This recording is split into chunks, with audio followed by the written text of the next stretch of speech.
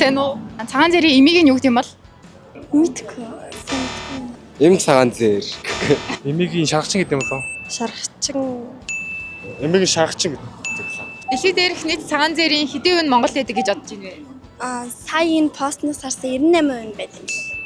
Сая самбар дээр байсан шүү дээ. 98% Монголд байдаг. Цагаан зээрийн эрийг нь юу гэдэг вэ? Ано.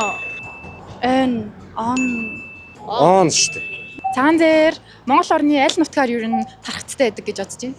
За яг хуу говьлтай үед магадгүй. Говьлтай ховд дээр баруун аймагуд байгаа уус юм тий. Говь хоёрын тий аймагуудаар байдаг гэд нэлээ олноороо явж байдаг сонсчихсан. Дорнод төлөө. Зүүн талаар шүү дээ. Хинтийн зүүн тал. Дорнод аймаг тий. Цагаан зээр хэдэн улсад тархаан суурь шүү дээ. Үчсэн Монголд байдаг. Яг тоог нь бол яг мэдгүй шүү. 2-оос 3 байсан баха. Монгол, Орос, Хятад. Хятад жоохон байдгийн шүү дээ. Орос руу гардаг. Гэхдээ манайх шүү дээ голдуу. Цагаан зээр нь юу н ямар ач холбогдолтой амьтан бэ? Нөгөө нэг ус гаргадаг маргадаг гэж сонсч ирсэн юм байна. Юу нийтгүй шүү дээ.